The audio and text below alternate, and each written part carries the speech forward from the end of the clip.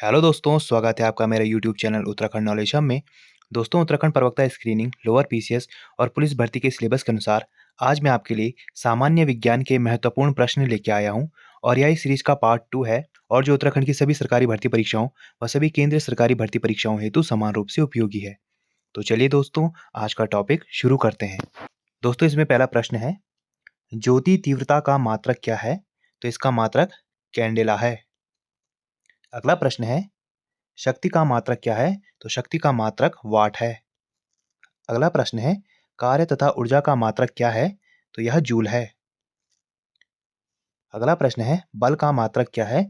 तो बल का मात्रक न्यूटन है। अगला प्रश्न है, वायुमंडल में ओजोन परत की मोटाई मापने का मात्रक है? तो यह है डाप्सन। अगला प्रश्न है, संवेग किसकी माप है? तो यह गति की मात्रा की माप है।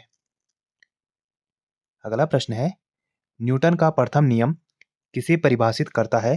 तो यह जड़त्व को परिभाषित करता है। अगला प्रश्न है, रॉकेट किस सिद्धांत पर कार्य करता है? तो यह संवेग संरक्षण के सिद्धांत पर कार्य करता है। अगला प्रश्न है, किसकी उपस्थिति के कारण ब्लैकबोर्ड तथा कागज पर लिखना संभव है? तो यह घर्षण के कारण संभव है। अगला प्रश्न है, जेट इंजन किस सिद्धांत पर कार्य करता है? तो यह रेखीय संवेग संरक्षण के सिद्धांत पर कार्य करता है। अगला प्रश्न है, हीलियम के नाभिक में होते हैं तो इसमें 2 प्रोटॉन एवं 2 न्यूट्रॉन होते हैं। अगला प्रश्न है, वह एकमात्र ऐसा तत्व कौन सा है जिसके समस्थानिकों के नाम भिन्न भिन्न हैं? तो वह है हाइड्रोजन। अगला प्रश्न है, तत्व का गुणधर्म किस से निर्धारित होता है? तो यह उसके परमाणु क्रमांक से निर्धारित होता है। अगला प्रश्न है, आधुनिक आवर्त सारणी किसके द्वारा प्रस्तुत की गई थी? तो यह मोसले द्वारा प्रस्तुत की गई थी। अगला प्रश्न है, लोहे में जंग किस कारण से लगता है? तो यह ऑक्सीकरण के कारण लगता है। अगला प्रश्न है, नींबू के खट्टे होने का क्या कारण है? तो यह नींबू में साइट्रिक अम्ल की उपस्थिति के कारण होता है। अगला प्रश्न है, नीला थोथा क्या है? तो यह कॉपर सल्फेट है। अगला प्रश्न है, अम्लीय विलयन का पीएच मान कितना होता है? अम्लीय विलयन का पीएच मान 7 से कम होता है और जिनका 7 से अधिक होता है उन्हें क्षारीय विलयन कहते हैं। अगला प्रश्न है, दूध से दही बनाने में किस अम्ल का प्रयोग किया जाता है? तो यह है लैक्टिक अम्ल। अगला प्रश्न है, खाद्य पदार्थों के परिरक्षण हेतु किस रसायन का प्रयोग किया जाता है? तो यह है बेंजोइक अम्ल। अगला प्रश्न है, शुद्ध जल का पीएच मान कितना होता है? तो शुद्ध जल का पीएच मान 7 होता है। अगला प्रश्न है, कौन सी गैस अग्निशामक के रूप में प्रयोग की जाती है? तो वह है कार्बन डाइऑक्साइड। अगला प्रश्न है, लिटमस किस से प्राप्त किया जाता है? तो यह लाइकेन से प्राप्त किया जाता है।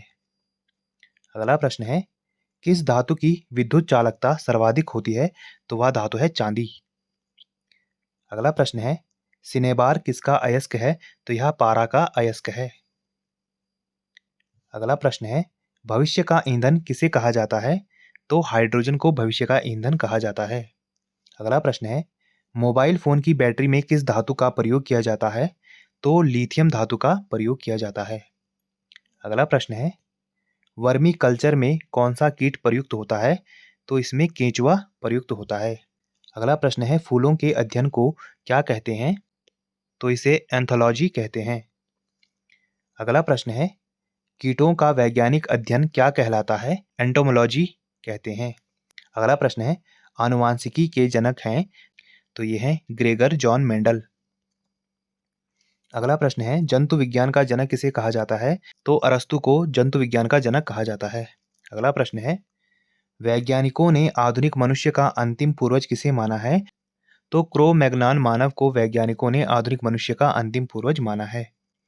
अगला प्रश्न है, विकासवाद का सिद्धांत किसने प्रतिपादित किया? तो यह चार्ल्स डार्विन ने प्रतिपादित किया। अगला प्रश्न है, पृथ्वी पर सबसे पहले किस जीव की उत्पत्ति मानी जाती है? तो यह मानी जाती है नील हरित शैवाल की।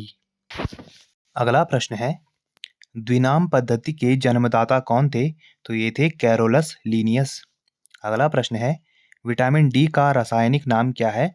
तो इसका रासायनिक नाम कैल्सीफेरॉल है। अगला प्रश्न है, संक्रमण रोधी विटामिन किसे कहते हैं? तो ये है विटामिन ए। अगला प्रश्न है, विटामिन B12 का रासायनिक नाम क्या है? तो इसका रासायनिक नाम साइनोकोबालेमिन है। अगला प्रश्न है, घाव के भरने में कौन सा विटामिन सहायक है? तो यह है विटामिन सी। अगला प्रश्न है, डॉपलर प्रभाव किससे संबंधित है? तो यह ध्वनि से संबंधित है। अगला प्रश्न है, दाब बढ़ने पर बर्फ का गलनांक पर क्या प्रभाव पड़ता है? तो गलनांक घटता है। अगला प्रश्न है, पृष्ठीय क्षेत्रफल घटाने पर पृष्ठ पर कार्यरत दाब पर क्या प्रभाव पड़ेगा? तो दाब बढ़ जाएगा। अगला प्रश्न है, गैस में उत्पन्न ध्वनि तरंग किस प्रकार की होती है? तो यह अनुदैर्ध्य तरंग होती है। तो दोस्तों, आज हमने सामान्य विज्ञान के महत्वपूर्ण प्रश्नों को देखा, जो कि उत्तराखंड प्रवक्ता स्क्रीनिंग और लोअर पीसीएस भर्ती हेतु बहुत ही महत्वपूर्ण है। और ऐसे ही ज्ञानवर्धक वीडियोस के लिए आप मेरे चैनल को लाइक कीजिए, कमेंट कीजिए, शेयर कीजिए, सब्सक्राइब कीजिए और मुझे इंस्टाग्राम पे फॉलो कीजिए। और इस वीडियो की पीडीएफ फाइल के लिए आप मुझे मेरे टेलीग्राम पर ज्वाइन कीजिए, वहाँ आपको इस वीडियो की पीडीएफ फाइल मिल जाएगी। जितना हो सके इस वीडियो को अपने यार दोस्तों के साथ शेयर कीजिए और मेरे चैनल को ज़्यादा से ज़्यादा सब्सक्राइब कीजिए। Thank you.